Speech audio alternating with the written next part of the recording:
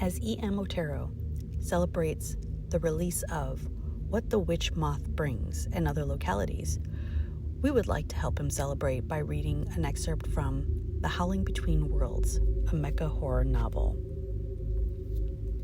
After leaving the underground tunnels for a routine patrol, Laird and 2 other Combine pilots are attacked by a pack of monsters. After fending them off, Laird and the crew investigate the surrounding area, only to encounter something far stranger. Laird peered into the woods and stood far enough away that he felt safe enough that nothing could drag him in. The trees loomed tall and full. The canopy covered in snow was impenetrable by the sun. It was strange. He was standing there trying not to tremble like a child. He thought there had been something rooted deep in human DNA that made them fear the woods and the dark. A reminder that humans aren't the top of the food chain, that if he was cracked out of his steel casing and thrown naked and vulnerable into the woods, it would be an easy meal for almost anything out there.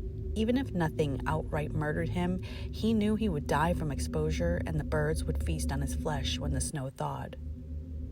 We are just glorified, squishy meat bags with a crunchy outer shell.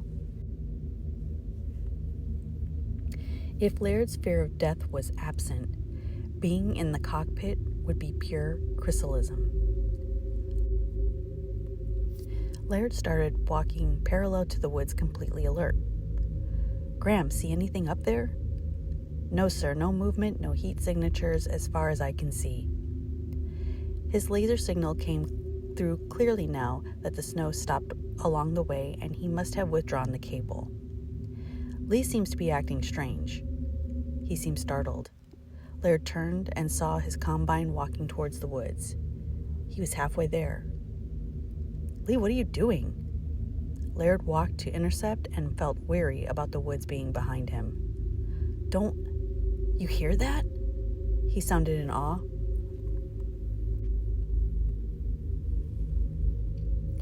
"Those voices coming from out there, they're beautiful." "There is nothing out there that I can detect," Graham said.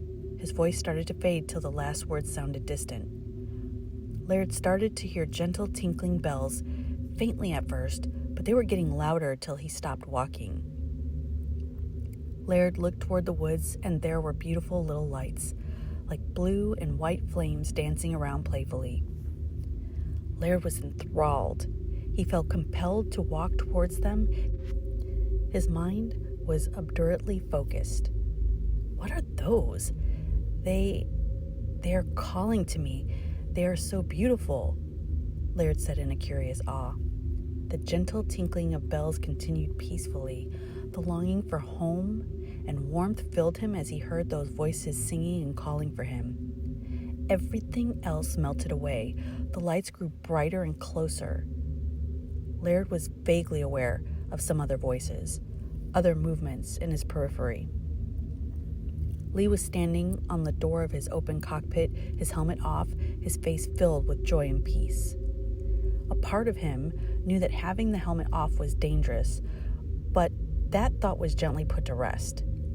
Laird wanted to feel the wind in his hair, to breathe the fresh air and smell the pines. Ball up some snow and feel the cold on his fingers to feel alive again. Carefree, no worries, that's what he wanted. Laird disconnected his mind from the Combine. He fumbled with his seat to release the constraints. He pressed the release on the helmet, and with a hiss, it loosened and it pulled it off.